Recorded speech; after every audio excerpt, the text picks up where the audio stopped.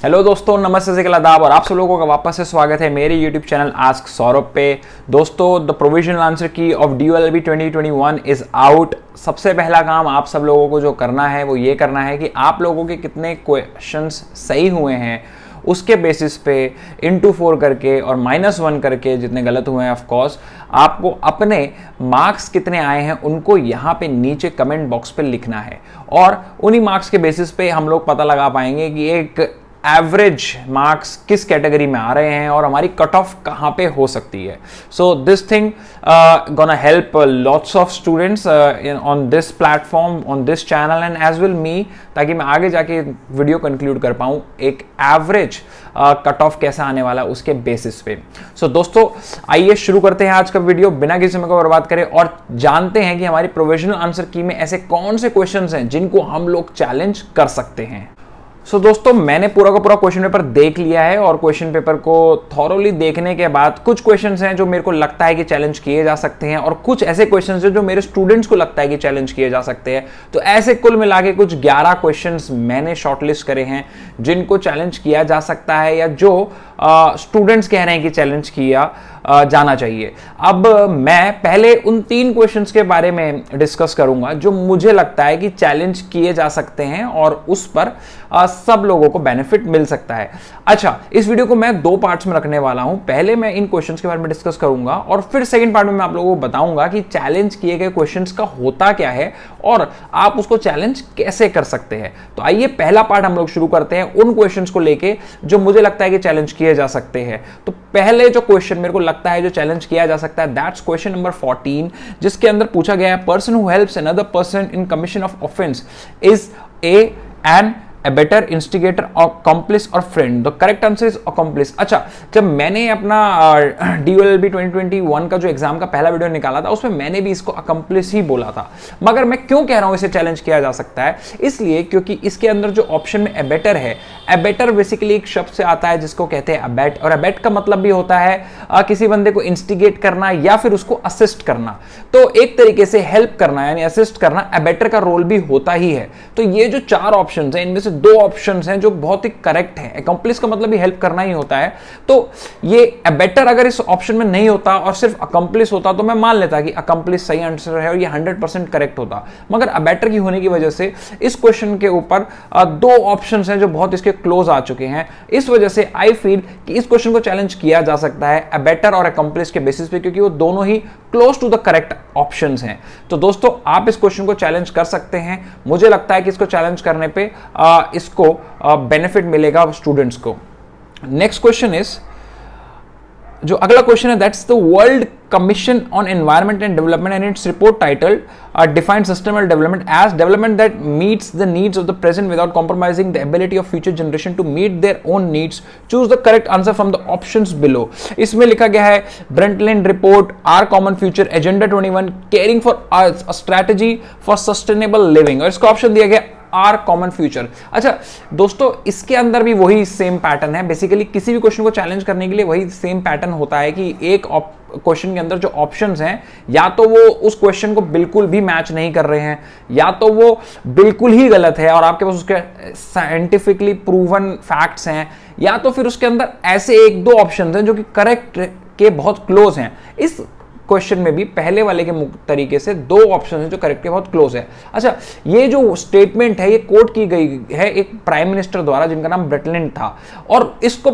जो स्टेटमेंट को डाला गया है एक बुक के अंदर जो कि आर कॉमन फ्यूचर थी। तो ये दोनों ही बहुत क्लोज है। अब ये क्वेश्चन क्या पूछना चाह रहा है ये बिल्कुल भी इससे क्लियर नहीं हो सकता, इसलिए इसे अब ब्रंटलैंड रिपोर्ट भी कह सकते हैं और आर कॉमन फ्यूचर भी कह सकते हैं। I feel this question can be challenge and इसको चैलेंज करने पे बच्चों को बेनिफिट मिलना चाहिए। अगला क्वेश्चन है, subsequent changes made in the nature of the contract is known as novation, alteration, rescission, repudiation। अच्छा दोस्तों, इस क्वेश्चन के अंदर 2 ऑप्शंस हैं जिसके अंदर बच्चों को confusion, the one is alteration and another is novation. अच्छा, ऑल्टरेशन और नोवेशन में क्या फर्क होता है मैं आपको थोड़ा बता देता हूं। ऑल्टरेशन बेसिकली क्या होता है, जो कॉन्ट्रैक्ट होता है उसकी टर्म्स को चेंज करने के लिए होता है। यानी आप उसमें क्या चेंज कर सकते हैं, आप उसमें चेंज कर सकते हैं डेट चेंज कर सकते हैं, आप टाइम चेंज कर सकते हैं, प्लेस ऑफ डिलीवरी चेंज कर सकते हैं। ऐसे कुछ माइन्यूट चेंजेस आप ऑल्टरेशन के अंदर किसी कॉन्ट्रैक्ट में कर सकते हैं। आप कॉन्ट्रैक्ट को पूरा चेंज नहीं कर सकते क्योंकि वो काम होता है नोवेशन का। नोवेशन का मतलब होता है किसी कॉन्ट्रैक्ट को पूरा चेंज कर देना, इवन पार्टीज तक भी आप नोवेशन के अंदर चेंज कर सकते हैं। अब इस क्वेश्चन के अंदर इन लोगों ने ऑल्टरेशन राइट आंसर दिया है, मगर एक जो बहुत ही बड़ा क्वेश्चन पैदा होता है वो ये है कि इस क्वेश्चन के अंदर इन्होंने बोला है कि कॉन्ट्रैक्ट का नेचर ही चेंज हो गया है। यानी आपने कॉन्ट्रैक्ट करा था किताबों के ऊपर और अब उसका नेचर बदल के चेंज कर दिया गया है। उस कॉन्ट्रैक्ट का नेचर चेंज करने का मतलब हो कि आपने उसमें जो कंसिडरेशन यानी जो उसके अंदर मेन ऑब्जेक्ट था किताबों को आपने चेंज करके कर दिया है, मान लीजिए साइकिल, मान लीजिए कार। तो जब ऐसा कॉन्ट्रैक्ट का नेचर चेंज हो जाता है तो वो नोवेशन माना जाना चाहिए। बट क्या इन्होंने ऑल्टरेशन का आंसर देके गलती करी है? मेरे हिसाब से अगेन एक क्वेश्चन है जो डाउटफुल में जा सकता है, क्योंकि नोवेशन का मतलब होता है कॉन्ट्रैक्ट का पूरा जो कंसेप्ट है उसे चेंज कर देना, कॉन्ट्रैक्ट में पार्टीज चेंज कर देना, और ऑल्टरेशन का मतलब होता है कॉन्ट्रैक्ट में माइन्यूट चेंजेस करना without changing the essence of the contract. But इसके अंदर क्योंकि उन्होंने नेचर की बात करी है कि the change in the nature of the contract, then that should go with novation, क्योंकि चेंज ऑफ द नेचर एक बहुत ही वाइड टर्म है। उसमें क्या चेंज किया गया? क्या उसका मेन ऑब्जेक्टिव चेंज कर दिया गया? उसका मेन पर्पस ही चेंज कर दिया गया? तो मेन पर्पस चेंज करना तो नोवेशन की तरफ चला जाता है। इसलिए I feel this question can be challenge. अगर आपने नोवेशन मार्क किया आप इसे चैलेंज कर सकते हैं और इसका बेनिफिट बाकी बच्चों को मिलेगा। जो लोगों ने इसको ऑल्टरेशन मार्क किया है वो इससे एब्रप्ट ना हो, इससे ऑफेंड ना फील करे कि मैं बच्चों को मोटिवेट कर रहा हूं इसको नोवेशन और वो करने पे। मैं आपको एंड ऑफ द वीडियो पे बताऊंगा कि असली में होता क्या है जब आप किसी क्वेश्चन को चैलेंज कर लेते हैं। अब दोस्तों ये 3 क्वेश्चन मेरी तरफ से इस पूरे क्वेश्चन पेपर में थे जिनको चैलेंज किया जाना चाहिए, जो मुझे फील होता है। Again that's discussion to my opinion.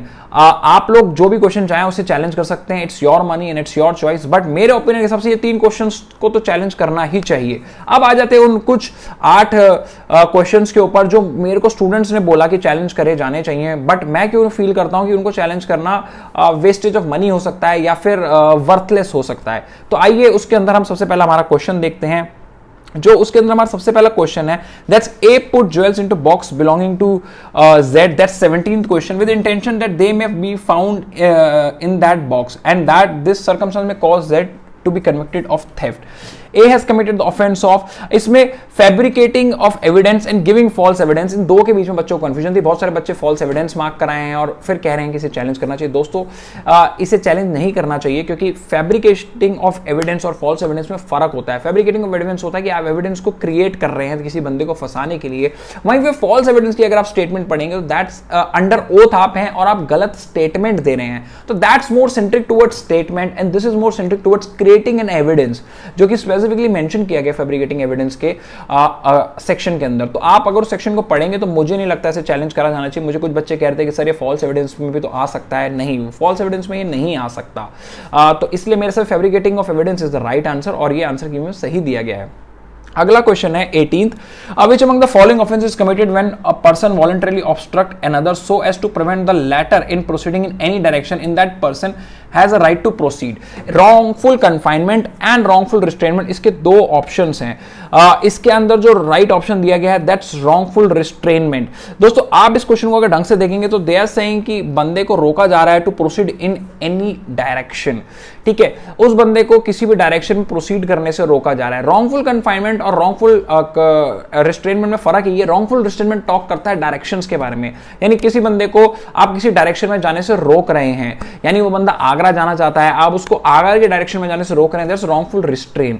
wrongful confinement क्या होता है कि आपने उस it's a kind of a wrongful restraint only। wrongful confinement is a kind of a wrongful restraint only, but that is by confining that person in a parameter और उसको आप कहीं भी नहीं जाने दे रहे, यानी आपने उसको कमरे के अंदर बंद कर दिया है एंड आप उसको कहीं भी नहीं जाने दे रहे हैं। तो जब इसके अंदर क्वेश्चन के डायरेक्शन की बात आ गई तो wrongful restraint is the right option and wrongful confinement तब होता जब वो बोलता कि उस बंदे को एक पैरामीटर के अंदर कन्फाइन कर दिया गया और उसे कहीं नहीं जाने दिया जा रहा है। यानी आप आगरा जाना चाहते हैं मगर आपको आगरा नहीं जाने दिया जा रहा, मगर आप बाकी कहीं भी जा सकते हैं, that's a wrongful restraint। And wrongful confinement, आप आगरा जाना चाहते हैं और आपको एक कमरे में बंद कर दिया और आप उस कमरे से बाहर ही नहीं निकल पा रहे हैं, आप आगरा तो छोड़िए आप कहीं भी नहीं जा सकते, that's wrongful confinement। So this is the difference between wrongful confinement and wrongful restraint, and wrongful restraint is right answer according to me in this question, so it should not be challenged, and wrongful confinement and wrongful restraint should not be a questionable concept after my explanation। अगला है 29, noise pollution was included in air in air prevention control of pollution act 1981। तो दोस्तों इसका answer 1987 है, that's a right answer. आप अगर air prevention control of pollution act में जाएं, उसके आप 2A में आए तो आप देखिए ये नॉइस के ऊपर जो ऊपर मारा गया है, साइन मारा गया है सेकंड का, आप नीचे जाके इसकी डेफिनेशन चेक करेंगे तो second that's inserted in 1987। So noise को इस एक्ट के अंदर 1987 में डाला गया था। 2000 के अंदर नॉइस पोल्यूशन का एक अलग से एक्ट आया था, तो इसलिए बच्चों को उसमें थोड़ा कंफ्यूजन हो गया। मेरे हिसाब से इसका आंसर 1987 सही है, 2000 नहीं है। तो आप लोग इसको चैलेंज ना करें मेरे हिसाब से। बाकी जो चैलेंज करना चाहता है वो चैलेंज करे, कोई किसी को रोक नहीं सकता। Again then 47 is the question, from home is an offer. ये एक बहुत अच्छा क्वेश्चन था। अगेन इसे चैलेंज करा जा सकता है, बट मैं क्यों मान रहा हूं कि इसे चैलेंज नहीं करना चाहिए। That's from home is an offer address to when a product is kept on the shelf of a shop with a price tag attached to it. दोस्तों हल्का सा इसमें ये है, अगर आप इसको पढ़े ढंग से तो थोड़ा सा इंग्लिश में इसका हेरफेर हो गया है। फ्रॉम होम एड्रेस्ड, किससे एड्रेस किया जाएगा? That's a customer. To whom addressed, वो है शॉपकीपर। क्वेश्चन में पूछा गया from whom address to, from whom, the questionable point is from whom, तो फ्रॉम whom इट्स कस्टमर। अगर पूछा जाता to whom it is address to, then that is the shopkeeper, क्योंकि it is an invitation to offer. और invitation to offer और offer में फर्क यही होता है कि इन्विटेशन टू ऑफर में जो बायर होता है वो ऑफर रखता है, और बाकी नॉर्मल ऑफर में जो होता है वो सेलर ही ऑफर रखता है। तो ये एक इन्विटेशन टू ऑफर है और इसमें ऑफर रख रहा है customer. So it's from whom the offer is addressed to, so the offer is addressed to the shopkeeper and from whom it is addressed by the customer. So it's from whom or to whom, जहां पे थोड़ा सा confusion हो गया and few people are saying कि sir इसमें shopkeeper होना चाहिए क्योंकि address to वो पढ़ रहे हैं, बट वो पहला क्वेश्चन नहीं पढ़ रहे कि to whom होता तो शॉपकीपर होता, बट फ्रॉम whom पूछा गया तो दैट शुड बी कस्टमर। सो बहुत ही ज्यादा जंबल और वो था। अगर आपको चैलेंज करना है आप इसे कर दीजिए, मगर आई फील ये चैलेंज नहीं होना चाहिए।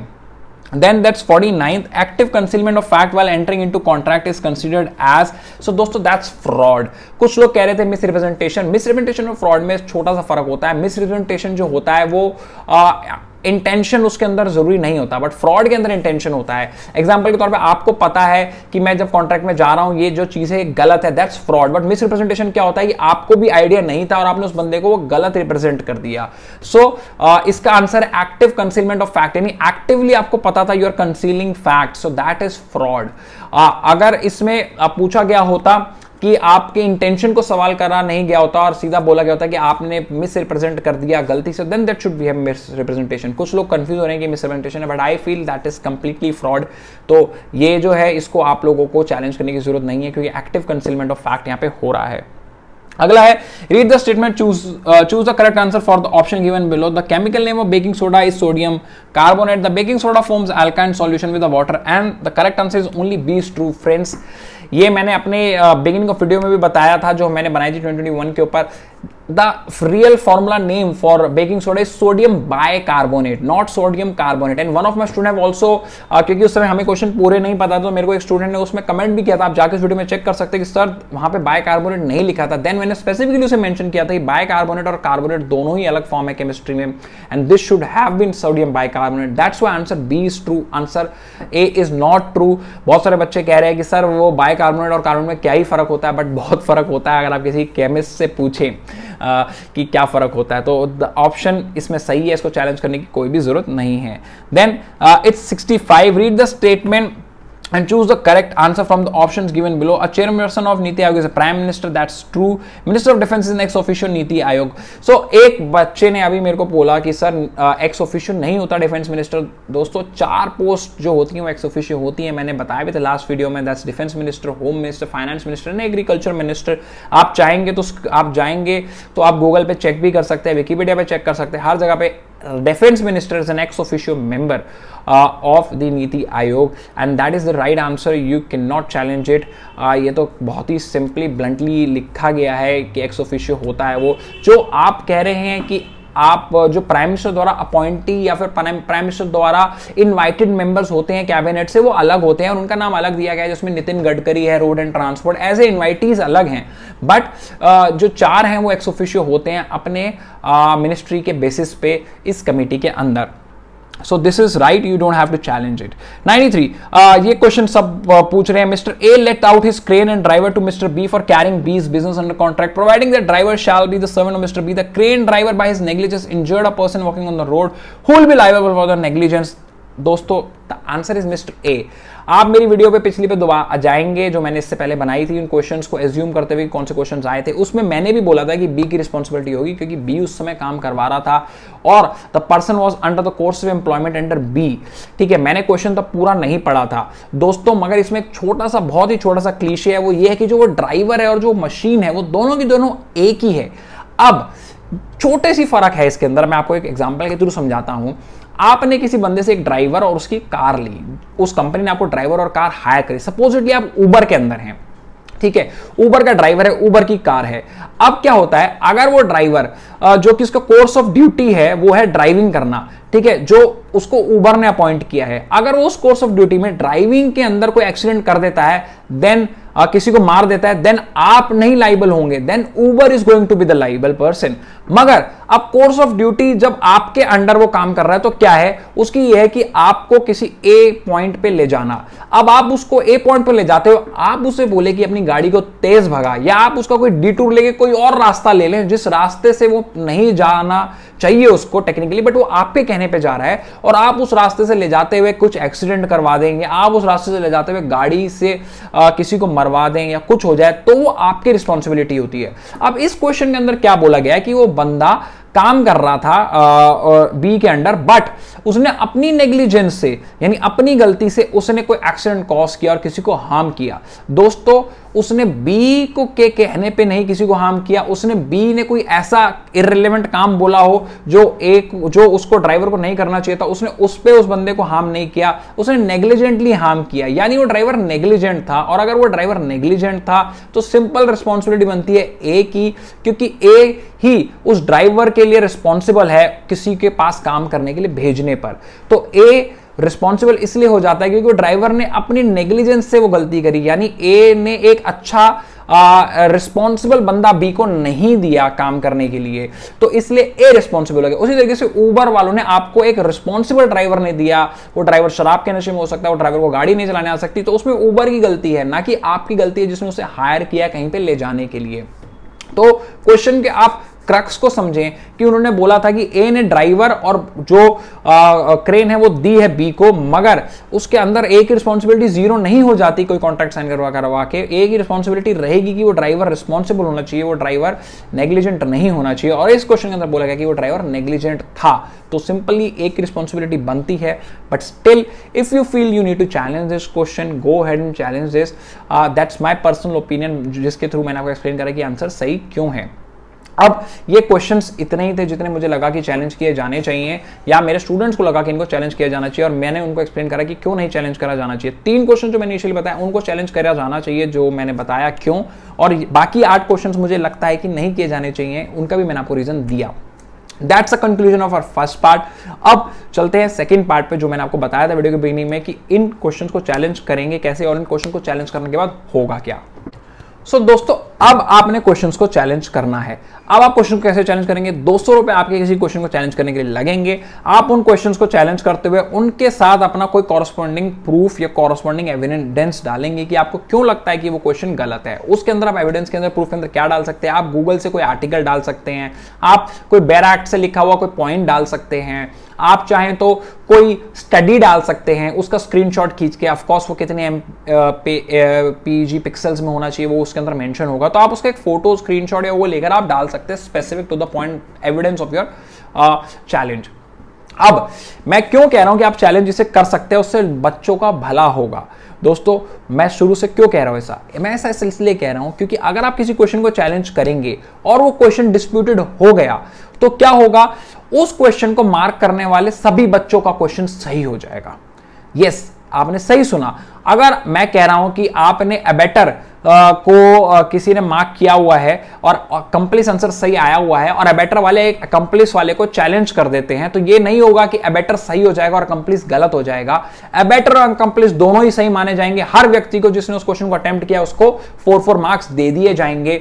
This is the main crux behind challenging a question in Delhi university entrance test for LLB और एनी अदर, कि जब आप किसी क्वेश्चन को चैलेंज करते हैं और उसको एक्सेप्ट कर लिया जाता है तो उस क्वेश्चन को मार्क करने वाले हर व्यक्ति का क्वेश्चन का जो आंसर है वो सही हो जाता है और सबको 4-4 मार्क्स मिल जाते हैं। यानी अगर किसी बच्चे ने उसमें अबेटर और अकम्प्लिस के अलावा भी कोई आंसर मार्क किया होगा तो वो भी उसको 4 मार्क्स मिलेंगे, क्योंकि क्वेश्चन डिस्प्यूटेड हो जाएगा और एनटीए क्या करेगा, सबको 4 मार्क्स अलॉट कर देगा। और यही कारण रहता है कि प्रोविजनल आंसर की में निकाले गए मार्क्स से ज्यादा मार्क्स ज्यादा सारे बच्चों के ऑलमोस्ट आते हैं जब फाइनल रिजल्ट आता है एनटीए द्वारा। लास्ट ईयर भी जितने बच्चों के मार्क्स प्रोविजनल में आए थे उससे ज्यादा ही उनके फाइनल एनटीए रिजल्ट में आए। क्यों? क्योंकि जब क्वेश्चन चैलेंज किए जाते हैं और उनको एक्सेप्ट कर लिया जाता है तो उस क्वेश्चन को मार्क करने वाले हर व्यक्ति को 4 मार्क्स दे दिए जाते हैं। इसलिए मैंने बोला अगर आप इसे चैलेंज करेंगे तो आप दूसरों को भलाई करेंगे, बट जो केवियट है वो ये है कि वो क्वेश्चन का चैलेंज एक्सेप्ट होना चाहिए और वो रेलेवेंट होना चाहिए। तो मेरे हिसाब से ये 11 क्वेश्चंस थे, जिनके अंदर 3 तो मेरे को लगता है शॉर्ट चैलेंज करे जाने चाहिए। बाकी 8 आप लोग मेरे एक्सप्लेनेशन से अगर सेटिस्फाई नहीं है या आपको लगता है कि नहीं ऐसा नहीं है सर ये चैलेंज करना चाहिए हमको, तो आप उसे चैलेंज कर सकते हैं। बट मैंने अपने डिस्क्रिप्शन के बेसिस पे एक्सप्लेनेशन दिया है जो मुझको क्वेश्चंस को पढ़ के समझ आया है। आई होप आप लोगों को ये वीडियो अच्छी लगी हो और आप लोगों के अच्छे मार्क्स आए हो। मैं कमेंट बॉक्स पे वेट कर रहा हूं आप सब लोगों के मार्क्स पढ़ने के लिए, सुनने के लिए, और ईगरली वेट कर रहा हूं कंक्लूड करने के लिए कि इस बार दिल्ली यूनिवर्सिटी LLB का क्या कट ऑफ रहने वाला है एक एवरेज के तौर पे। सो दोस्तों, here Saurabh Kharwal and I am signing off. Take care and bye bye.